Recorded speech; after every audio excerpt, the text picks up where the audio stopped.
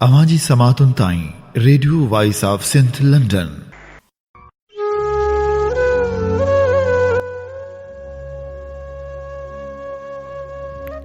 हुन तारे हुन हंध हुत मुझा सुपरी सजण माखी मंद कोड़ा नथियन कॾहिं। भलारे बिट धणी जे भलारे बैत सां मुंहिंजी आवाज़ मुसाफ़िर radio voice of Sindh London तां थी दुनिया जी कुंड कुड़िछ ताईं जंहिंजा माग ॿुधिजे पियो उन्हनि मिड़नी महिरबाननि खे सिक भरियो सलाम शाल क़बूल पवे।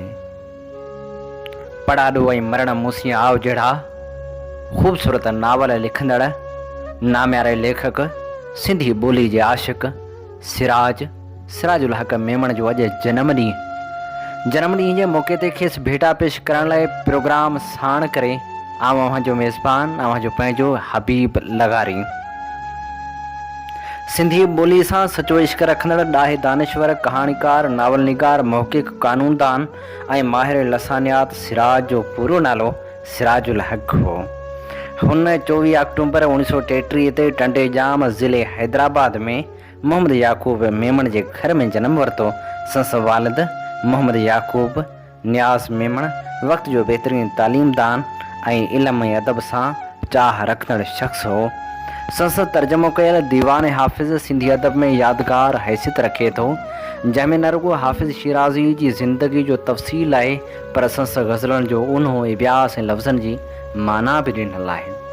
सिराज ते पंहिंजे वालिद जे मिज़ाज ऐं इल्मियत जो गहरो असरु थियो ऐं शुरू खां ई लिखण पढ़ण सां वास्तो रहियसि। हुन इब्तिदाई तालीम ॻोठ मां वठण खां पोइ नूर मोहम्मद हाई स्कूल मां मैट्रिक जो इम्तिहान पास कयो ऐं पूरी यूनिवर्सिटी में 3 पोज़ीशन हासिल कई। संस तालीम BA ऑनर्स MA इकनॉमिक्स ऐं LLB हुई। सिराज मुलाज़मत जी इब्तिदा मोहम्मद उस्मान डिप्लाई जे प्रेस में कमु करण सां कई, जिते हू प्रूफ रीडिंग ऐं तर्जुमे जो कमु कंदो हो। जितां 1953 में सिंधी अदबी बोर्ड में नौकरी लाइ खेसि सिंध जो बर्ख ॾाहो मोहम्मद इब्राहिम जोयो वठी आयो ऐं 1955 में सिंधी अदबी बोर्ड जो असिस्टेंट सेक्रेटरी मुक़ररु थियो। 1957 में CSS जो चटाभेटी वारो इम्तिहान पास करे इनकम टैक्स खाते में ऑफिसर मुक़ररु थियो ऐं संस जाइ ते शमशेरुल हैदरी सिंधी अदबी बोर्ड में आयो। सिराज साहिब खे जनरल यहया 1969 में जबरी तौर 303 पहिरें सिफ़ जे सिंधी ऑफिसरनि सां गॾु मुलाज़मत मां रिटायर कयो। संस ख़िलाफ़ इल्ज़ामनि मां मुख्या इल्ज़ाम सरकारी मुलाज़मत में हूंदे क़ौम परस्त ऐं तरक़ी पसंद अदबी तहरीकनि में हिसो वठणु ऐं क़ौमियत जे मौज़ू ते लिखणु हो। उनखां पोइ कुझु वक़्तु वकालत कयाईं ऐं कामयाब वकील रहियो। 1971 में कराची मां हिलाल पाकिस्तान अख़बार जारी थी, जंहिंमें शहीद ज़ुल्फ़कार अली भुट्टे खेसि एडिटर मुक़ररु कयो। हुन अख़बार ज़रिए सिराज जदीद सहाफ़त में नवां लाड़ा आंदा, उन ते खेसि सिंधी जदीद सहाफ़त खे नओं जनम ॾियारींदड़ चयो वञे थो।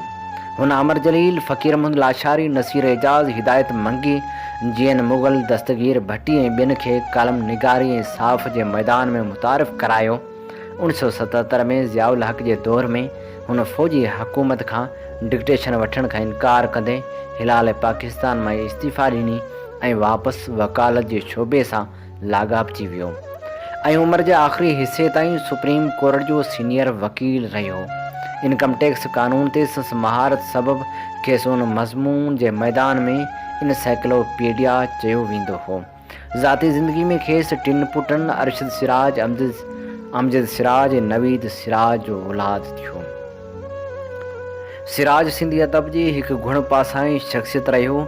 संस कहाणियुनि जो पहिरियों मजमो 1961 में ए दर्द हली आव जे नाले सां शाया थियो ऐं ॿियो मजमो अठों माण्हू 1985 में छपिजी पधिरो थियो।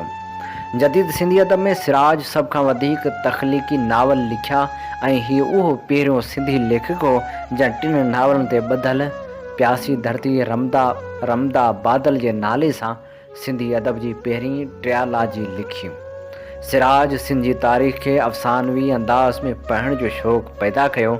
जिन सिंध जी तारीख़ अॻु में कान पढ़ी हुई तिन सिराज जा नावल पढ़ी पोइ सिंध जी तारीख़ में दिलचस्पी वरिती।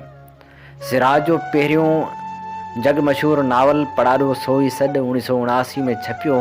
हीउ नावल सिंध जे अरगुननि ऐं तुरखाननि जे कहरी दौर जी तारीख़ खे अफ़सानवी अंदाज़ में पेश करे थो। संसि ॿियो नावल मरण मूसी आव 1988 में छपियो।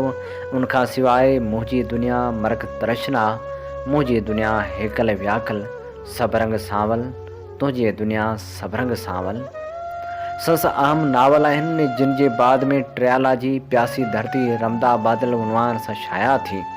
सिराज केतिरा ई ड्रामा बि लिखिया जिन वॾी मक़बूलियत माणी, जिन में अकबर जी हयाती जो हिकु ॾींहुं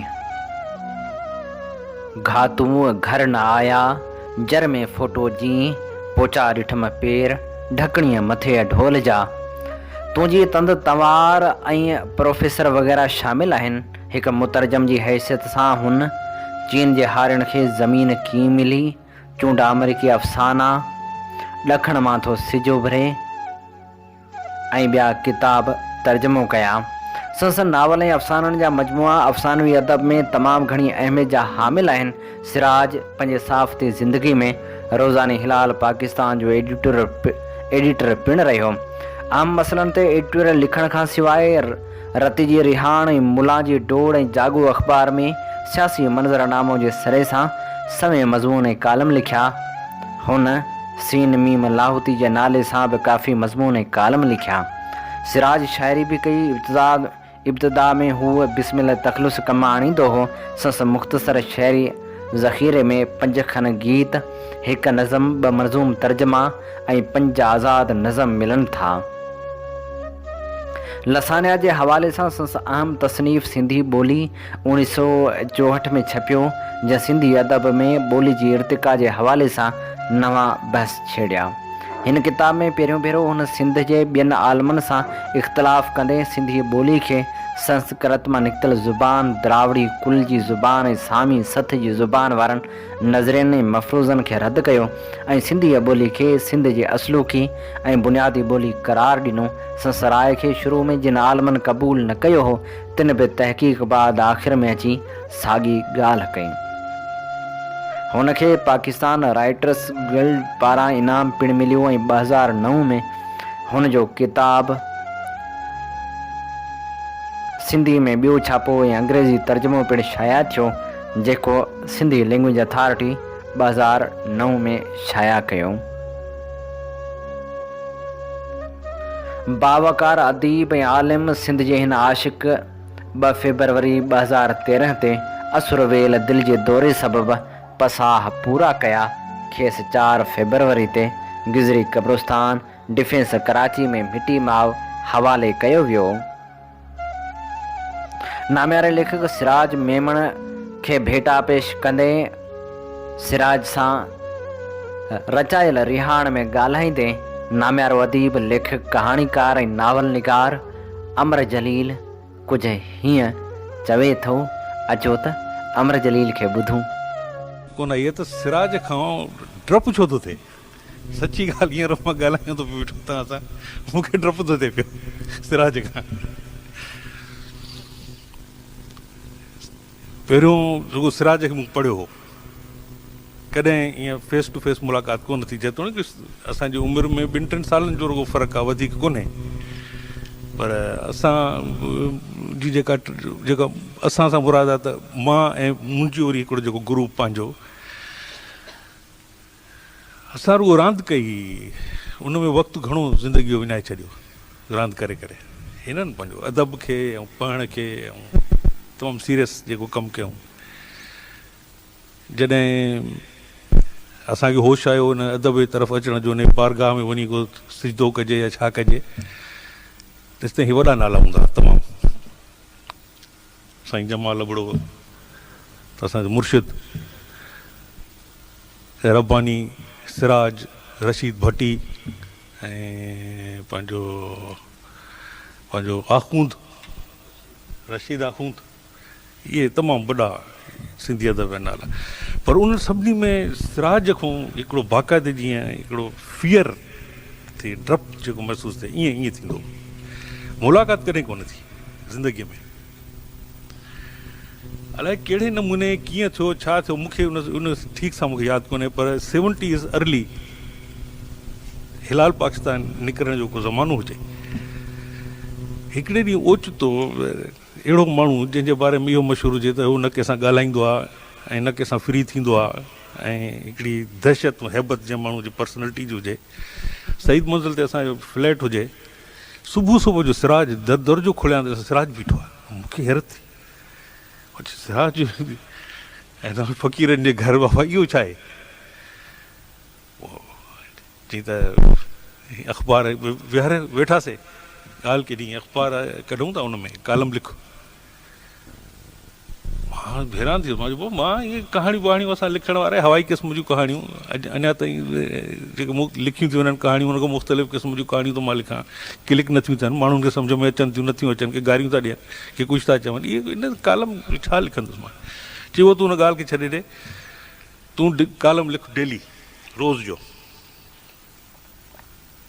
अॼु भला कुझु सोचूं, कुझु कयूं, जी न सोचण जो वधीक कोन्हे। हीअं कर, शाम जो शीज़ान रेस्टोरेंट में अचु, 4 या 5 जो को टाइम मूंखे ॾिनई। BVS पारसी हाई स्कूल जे साम्हूं शीज़ान रेस्टोरेंट हूंदी हुई। आई स्टिल रिमेंबर, छो जो मुंहिंजी ज़िंदगी तमामु वॾो वाक़ियो हो इहो, जो अहिड़ो माण्हू जंहिंजे बारे में दिलि में इज़त हुजे, एतिराम हुजे, पर उहो एतिराम इंटरमिंगल थियलु हुजे ख़ौफ़ खां, डप, दहशत सां, उहो माण्हू तव्हांखे सॾे थो उते अची मूंसां उते चांहि पी ऐं फाइनली उते असां ॻाल्हाईंदासीं। मां हुते वियुसि, सिराज सां वेठुमि, उहा अलाए रेस्टोरेंट हींअर कोन्हे हुते। मूंखे उहा कुंड बि यादि आहे, ईअं गोल हिकिड़ो कैबिन वांगुरु हिकिड़ी ठहियलु हुई ऐं उन गोल सोफ़ो हुयो, राउंड हुयो।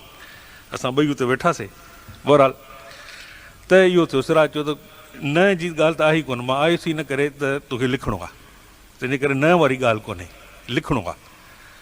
हिन ॻाल्हाइण में कुझु अहिड़ी का हुजे, का जो सचपच नो चवणु ॾाढो ॾुखियो, इम्पॉसिबल थी वियो। मां चयो ठीकु आहे, शुरू था कयूं, लिखूं था। सिराज ॻाल्हि सम्झी वियो शायदि। सिराज चयो तोखे फ्रीडम आहे लिखण जो, जीअं वणेई, जहिड़े नमूने वणेई, जेकी तोखे वणे थो तूं लिख। तोखे का झल पल कंहिं क़िस्म जी न, तोखे कुझु कोन्हे, जीअं तोखे वणे थो तूं लिख,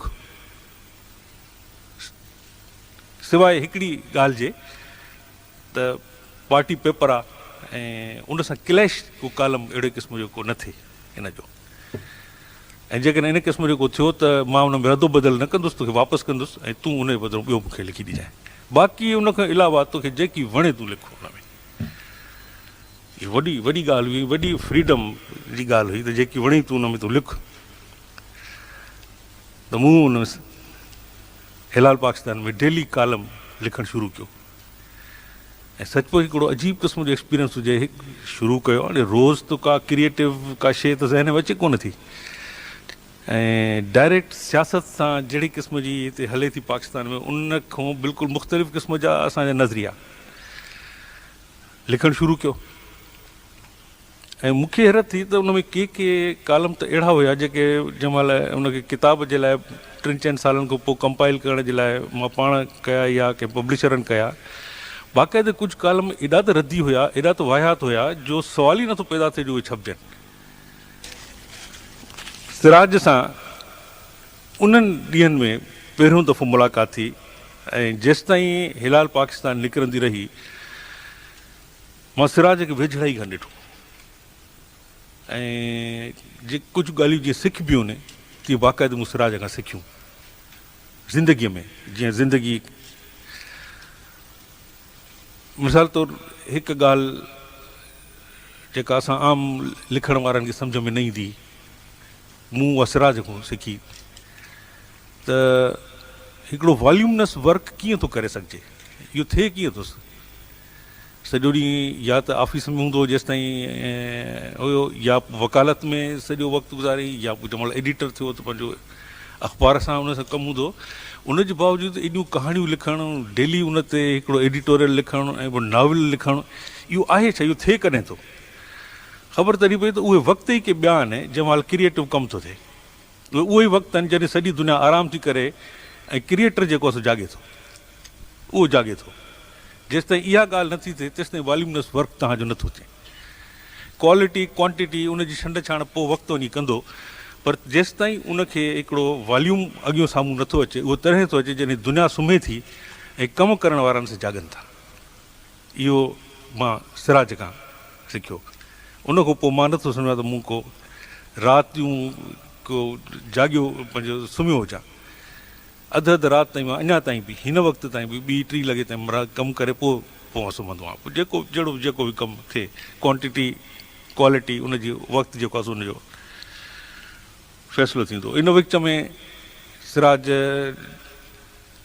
पाण त हिकु ॿ दफ़ा, छो जो जीअं आहे रिज़र्व तमामु रहंदो आहे, वेझो रहण जे बावजूदि बि न हिमत थिए पुछण जी न ॻाल्हाइण जी, पर ईअं ॻाल्हियुनि में ख़बर पए त के कालम बाबा गड़बड़ था कनि, ॾुखिया था लॻनि, गड़बड़ थी थिए। ऐं जंहिं महिल ज़ुल्फ़िकार अली भुट्टो साहिबु वेंदो हो पंहिंजो काॾे ॿाहिरि फॉरेन टूर ते, त सिराज खे बि गॾु वठी वेंदो हो। हिकु ॿ दफ़ा पाण ॿुधाई त मूंखे घुराए विहारी चई, वाह मूंखे पंहिंजा MNA ऐं MPS था ॿुधाइनि त तुंहिंजे अख़बार में को हिकिड़ो माण्हू अलाए छा थो लिखे असांजे बारे में, असांखे गारियूं थो ॾिए, अलाए छा थो करे। हे हिकिड़ो ई माण्हू हो जंहिं मूंखे डिफेंड कंदो आयो। न त ज़ुल्फ़िकार अली भुट्टे जहिड़े माण्हू जे साम्हूं डिफेंड करणु मां सां इम्पॉसिबल आहे। हो जहिड़े क़िस्म जो डिक्टेटर क़िस्म जो माण्हू हुयो, उन जे साम्हूं सुवाल ई न पियो पैदा थियो त डिफेंड करे सघे हा कंहिंखे। पर हीउ अकेलो माण्हू हो, जेसि ताईं उहा अख़बार निकिरंदी रही, जहिड़े नमूने मां लिखंदो रहियुसि, हिकिड़ो वाहिद शख़्स हो जेको मूंखे डिफेंड कंदो आयो। ॿियनि हंधनि ख़बर मूंखे ॿियनि सोर्सिस मां जेके दोस्त हूंदा हुआ सिराज सां गॾु हूंदा हुआ, ॿुधाईंदा त कहिड़े नमूने कीअं हिनखे ॿिया MNA MPS जी चवंदा बाबा हे त हिकिड़ो आहे कहिड़ो काफ़र, हिकिड़ो देरियो असांजे पीपल्स पार्टी जे ख़िलाफ़ु आहे, हुकूमत जे ख़िलाफ़ु थो लिखे, फलाण थो करे, हीअं थो करे, ऐं तूं हिनखे पहिरें सुफ़े ते पंहिंजे एडिटोरियल सां गॾु तो जाइ ॾिनी आहे, ऐं रोज़ु हिकिड़ी का सुबुह जो उथूं त असांजे अंदरि था सड़ी वञनि। हिकु अकेलो माण्हू हे वाहिद मूंखे डिफेंड कंदो। इन ॾींहंनि में हिकिड़ा ॾाढा ॾुखिया वक़्तु बि आयो कि किताब छपिया, कुझु कहाणियूं छपियूं, सरकार ॾाढी नाराज़ थी वई। उहो जंहिंखे चवंदा आहिनि त वांटेड डेड आर अलाइव वारी ॻाल्हि थी वई। उन वक़्तु बि सिराज अकेलो मुंहिंजो साथ ॾिनो। ऐं मूंखे उहो जंहिं महिल मां राति जे 2:30 लॻे हैदराबाद मां जंहिं महिल उहो वारंट निकिता जंहिंखे गिरफ़्तार कयो, मां भॼी सिधो हिलाल पाकिस्तान जे ऑफिस आयुमि त सिराज वेठो ऑफिस में। 3-4 जो को वक़्तु हुयो, अख़बार वेई पे प्रेस में छपजण जे लाइ। त सिराज हिकिड़ो जुमिलो चयो लाइ सिराज खे यादि हुजे न हुजे, मूंखे अञा ताईं यादि आहे। सिराज मूं चई कि हिन महिल तूं छा थियो, ख़ैरु आहे? मां हैदराबाद में हूंदो हुउसि हुन रेडियो स्टेशन ते, ऐं शाम जो त वेठो हुजां त काज़ी ख़ादिम अची चयो त चई हितो गुम थी वञ, तुंहिंजा हिते वारंट आया आहिनि, तोखे छॾींदा कोन।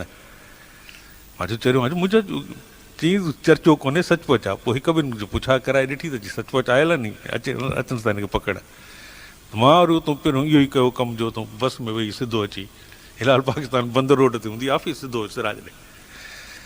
सिराज जी ॻाल्हि कयुमि त सिराज हिकिड़ो जुमिलो ॾाढो मज़ेदार हुन वक़्तु चयो, चई उहा ॻाल्हि ॿुध, तूं हिन वक़्तु पार्टी पेपर जेको आहे उनजो चीफ कॉलमिस्ट आहे, तूं उन जे अगरि कंहिंजो खून करे बि अचे न, तोखे को हथु नथो लाहे सघे।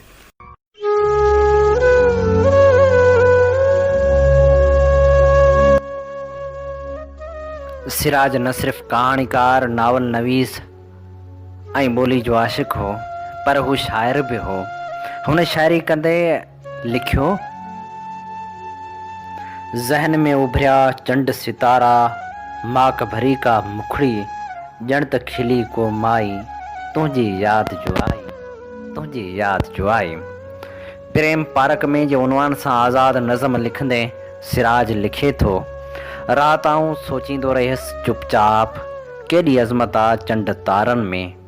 दिलि चयो त पर लॻाए उॾाम जे नीलकून आसमान जे अंगण में, चंड तारनि सां गॾिजी रक़्स कजे, राति जे दिलि नवाज़ दोशीज़ा। जॾहिं सवारे दराज़ ज़ुल्फ़नि खे मां सर जी शुआए नूर सां गॾिजी गुल जे सीने में जज़ब थी वञा, ऐं पंहिंजी ज़ी हयात ख़ुशबू सां हुस्न तख़लीक़ खे बख़्शां अहिड़ी सुगंध जा मुंहिंजे मासूम लुड़कनि सवास जी काइनात जे अज़ीम वसतनि में ज़िंदगी जे उदास वीराननि खे का नई हयात बख़्शे। ऐं जेकॾहिं हू किथे नज़र जे साम्हूं रक़्स कंदी ऐं मुरकंदी अचे, हुनजे नरम ऐं गुदाज़ सीने में दाइमी ख़्वाब बणिजी सुम्ही रहां। पर हिन कारेगाह हस्ती में एॾी फ़ुर्सत किथे जो को ॾिसी सघे। पंहिंजे ख़्वाबनि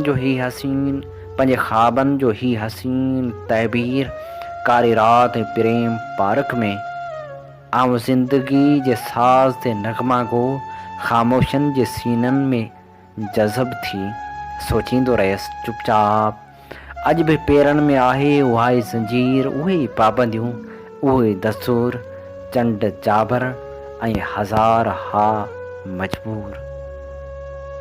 नाम्यारे लेखक सिराजुल हक़ खे भेटा पेश कंदे असलम आज़ाद लिखियो हो, फ़ानी ॾे फ़ानी दुनिया दमन हेकड़ो, कोडर ऐं कानी आहे सिर सभु कहें। महिरबानी साथियो, अॼु हिते असां सिंध जे अहिड़े आशिक़ खे भेटा ऐं मञता ॾियण लाइ गॾिया आहियूं जंहिंजी शख़्सियत जा मुख़्तलिफ़ रूप आहिनि। हिते मुंहिंजो मक़सदु सिराज साहिब जे साफ़ती रूप ते ॻाल्हाइणु आहे, जंहिंखे जदीद सिंधी सहाफ़त जो अबो या बानी चई सघिजे थो। अप्रैल 1972 में जॾहिं आऊं मुंहिंजो सीनियर साथी महमूद यूसुफ़ाणी कराची में सिराज साहिब सां मिलियासीं त उन वक़्त जी हिलाल पाकिस्तान ऑफिस बुनियादनि खां सवाइ हुई। उन ॾुखे दौर में सिराज अख़बार खे कहिड़ी तरह निभायो उनजो आऊं त अखियुनि ॾिठो शाहिद आहियां। सिराज जी पहिरीं सिफ़त मूं इहा ॾिठी त हू आरफन वांगुरु हुनर जो ॻोल्हाउ ऐं ऐबनि खे नज़रअंदाज़ करणु हो। अख़बार जी हशायत खां पोइ पहिरियों बहरान असां ते उन दौर में थींदड़ हंगामा हुआ जेके ॿोली वारी बिल जी आड़ में सिंध ते थाफिया विया हुआ। एतिरे क़दुरु जो 2 ॾींहं असांखे अख़बार बंदि करणी पई हुई। संस इंसान दोस्ती जो पहिरियों मिसाल मूं इहो ॾिठो त जॾहिं हंगामनि जे करे स्टाफ न आयो त ऑफिस मां निकिरण वक़्तु सिराज साहिब मूंखे ऐं मनान मेमण खे पाण सां गॾु खयो ऐं मूंखे पंहिंजे घर में भातियुनि वांगुरु रहाया। उन दौर में सिराज साहिब सां बेशुमार साथी मौजूदु हुआ ऐं हर साथी पंहिंजे वित वसाइर कमु कंदो हो। मूं अचण सां ई Karachi union of journalist press club वारनि सां राब्तो कयो त हुननि असांखे ट्रेड यूनियन नेटवर्क में अचण लाइ चयो ऐं हिलाल पाकिस्तान में KU जी यूनिट ठहियो जंहिंजो चीफ दस्तगीर भट्टी हो। उनखां पोइ हिलाल पाकिस्तान एम्प्लॉइज़ यूनियन बि ठही, पर रिवाजी अख़बार मालिकनि वांगुरु सिराज साहिब असांजे ट्रेड यूनियन सरगर्मियुनि ते को बि एतिराज़ न कयो, छो त हूअ पाण साफ़ी प्रेस वर्कर बि रहियो हो। 1972 में सिराज साहिब खे मूं अर्ज़ु कयो त वेज बोर्ड एवार्ड मुताबिक़ उहिदा ऐं पघारूं ॾियणु घुरिजनि, जंहिं ते मूंखे चयाऊं त जंग ऐं डान वारनि खां मालूमात वठी ॾिए। मूंखे उहे तफ़सील ॾिना त स्टाफ खे वेज बोर्ड मुताबिक़ पघारूं मिलणु लॻियूं। उहो सिराज साहिब जो वॾो कारनामो हो त का सिंधी अख़बार कराची जे अख़बारी मुलाज़िमनि जेतिरी पघार पंहिंजे स्टाफ खे ॾिए।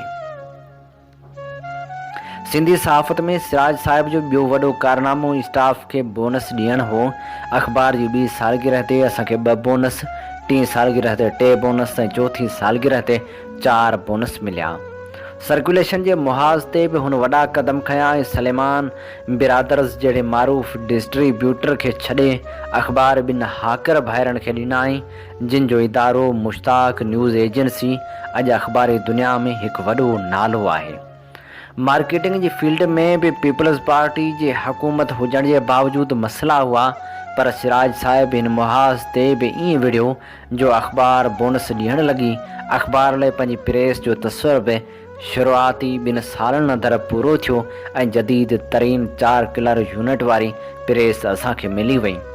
उन ज़माने में सिराज साहिब ज़ाती तौरु अख़बार में सुबुह 10-11 खां 3 बजे ताईं ऐं राति जो 9 खां 1 बजे कापी प्रेस ॾांहुं वञण ताईं वेंदो हो, पर हुन कॾहिं बि कंहिंजे प्रोफेशनल कम में मुदाख़लत न कई। इबरत अख़बार में हुजण ताईं मूंखे यादि आहे त 40 खनि सुफ़नि जो एडिशन अयूबी दौर जा 10 साल पूरा थियण ते इबरत शाया कयो हो, पर हिलाल पाकिस्तान जा सिराज साहिब 60 खां 100 सुफ़नि ताईं जा एडिशन बि कढिया। संदन काविशन में सिंध थ्रो सेंचुरीज़ सेमिनार बि शामिल आहे। उन मौक़े ते हिलाल जो एडिशन असां लाइ मसइलो बणिजी वियो हो। उन जे टाइटल ते मोहन जो दड़ो, क़दीम डांद, किंग प्रेस्ट ऐं क़ुरान पाक रोहल समेत मौजूदु हुआ ऐं आर्टिस्ट इरशाद राही सिराज साहिब जो उन तख़्युल खे फ़न जो रूप ॾिनो त सिंध धरती 5000 सालनि जी तहज़ीब ऐं पोइ इस्लाम जे अचण जो परतवो आहे। रुजत परस्तनि उन एडिशन ते हंगामो खड़ो करे छॾियो त ॾांद जे हेठियां पाक किताब छो छापियो वियो। बहरहाल उन मसइले खे बि सिराज साहिब पंहिंजे ज़माने शनासी ऐं तजर्बे सां टारे छॾियो। सिराज साहिब लाइ कुझु मसइला आऊं बि पैदा कंदो हुयुसि, पर हुन शख़्स बेशुमार मौक़ियुनि ते मुंहिंजी मुलाज़मत खे बचायो ऐं पाण ते इल्ज़ाम खणी वियो। अनवर पीरज़ादे जे मशवरे ते मूं मोकल जे ऐलान में शब बरात खे फटाकनि वारी ईद लिखियो त मौलवी साहिबान जो इस्लाम वरी ख़तरे में पइजी वियो। ॻाल्हि हुन वक़्त जे वज़ीर मज़हबी मामला मौलाना कौसर न्याज़ी ताईं पहुती, जंहिं सिराज सां ॻाल्हायो। मोट में सिराज साहिब मूंखे हिकु मेमो ॾिनो, जंहिंमें पाण लिखियाऊं त मज़हबी मामलनि में छुड़वागी बर्दाश्त नथी करे सघिजे।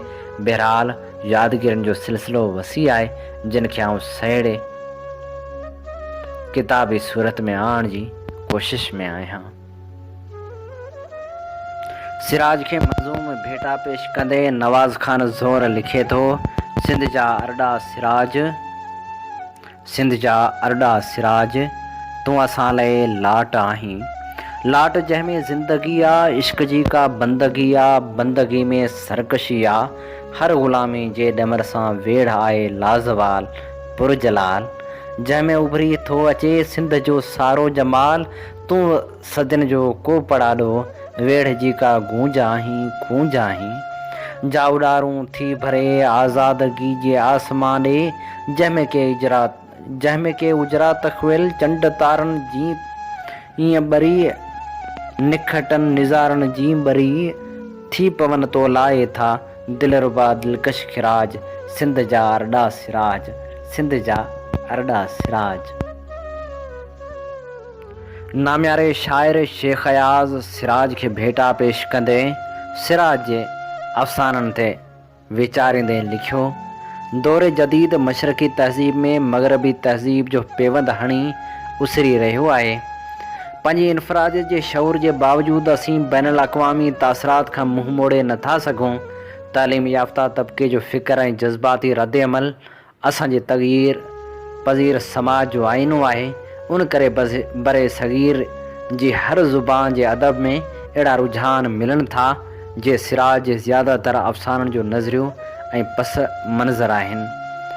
पर सिराज फ़क़्ति पंहिंजे दौर जे अदब जो नुमाइंदो न आहे। हुन जी तहरीर में ज़िंदगी जे मुआशरती पहलू ऐं उन जे मसइलनि मज़हब ऐं इख़लाक़ जी दकियानूसी तख़्यल जो बेबाकाना तज्ज़ियो ऐं उन ते गहरी तन्ज़ वाक़ई क़ाबिल दाद आहे। पर हुन जे अफ़साननि में हेठिएं विचोले तबिके जी ज़िंदगी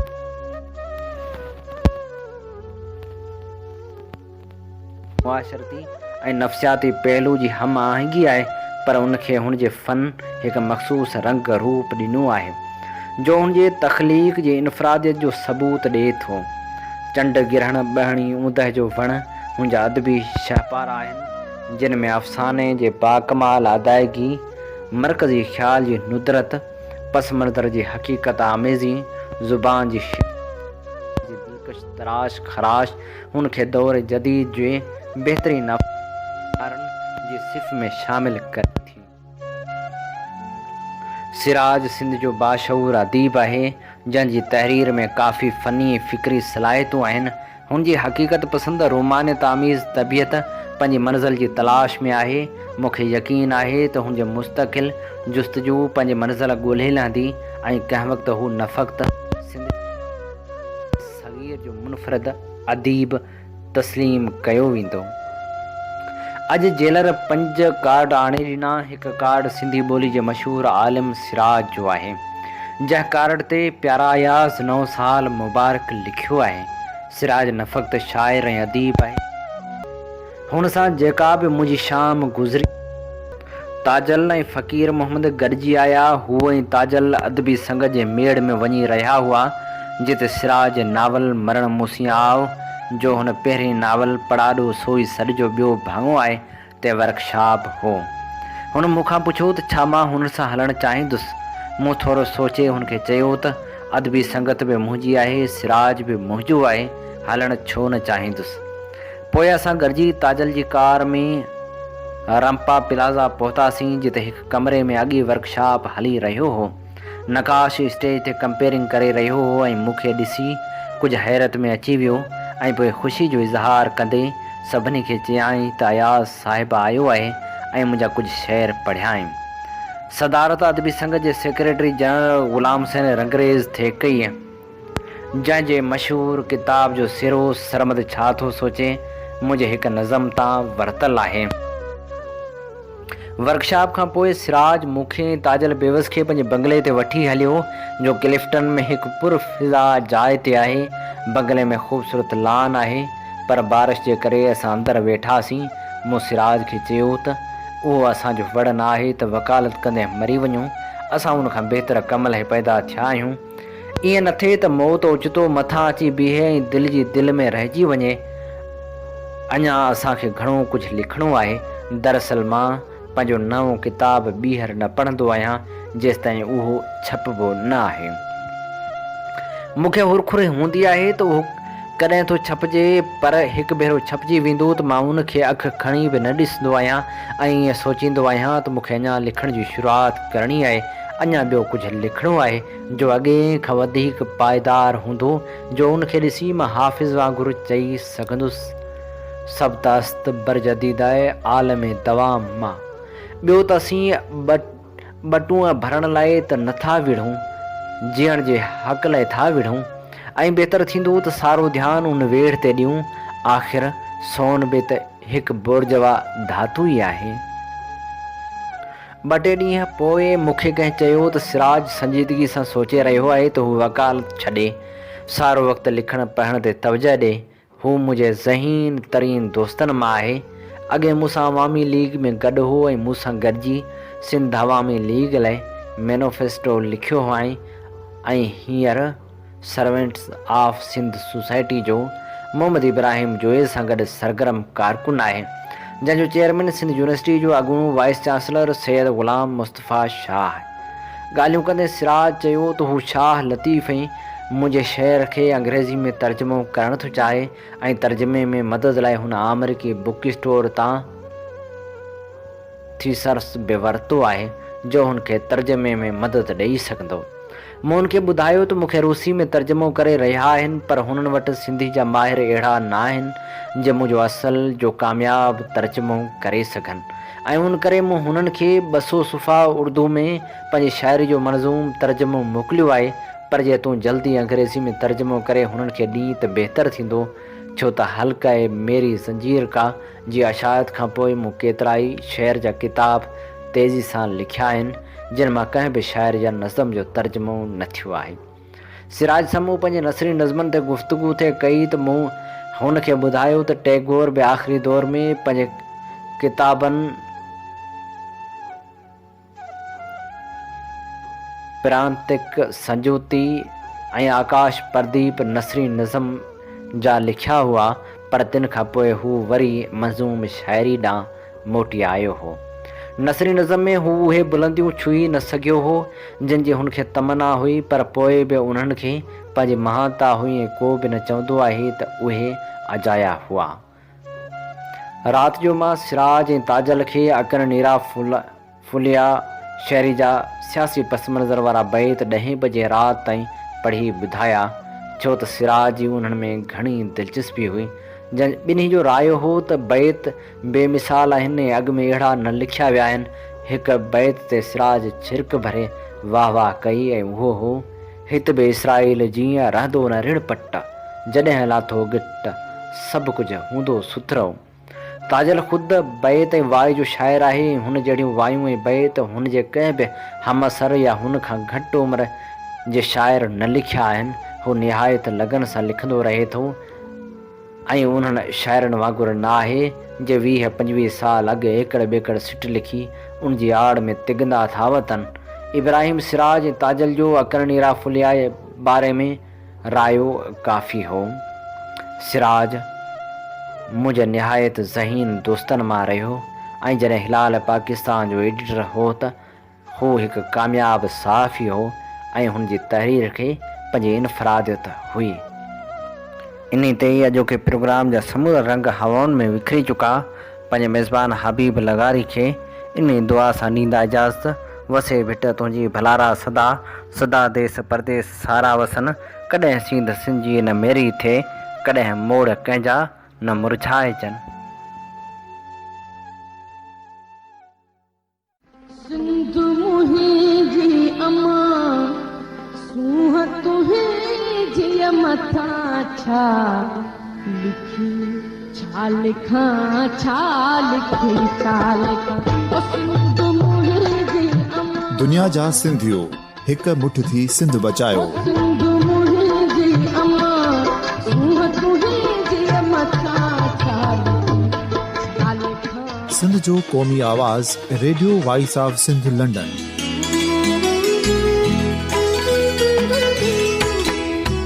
radio voice of Sindh London पंहिंजी नशरियात में सिंध जी सियासत, समाज, इक़्तिसादियात, तारीख़, क़ौमी उमंगुनि ऐं इख़्लाक़ियात मुतलिक़ सिंध जी हक़ीक़ी तर्जुमानी कंदे प्रोग्रामनि खे असराइतो बणाइण लाइ सिंध जे घण घुरनि ऐं धरतीअ सां प्यार कंदड़ अदीबनि, दानिशवरनि, सहाफ़ियुनि, उस्तादनि, वकीलनि ऐं हर तबिके जे मानवारनि सजणनि खे सिंध में शऊरी इनकलाब लाइ सहकार जो सॾु ॾियूं था।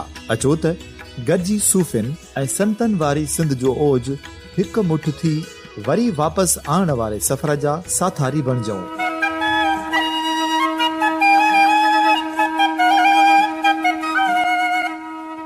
हिकु नए सुबुह जी शुरूआत जो पड़ाॾो घर घर, ॻोठ ॻोठ ऐं शहर शहर ताईं पहुचायो।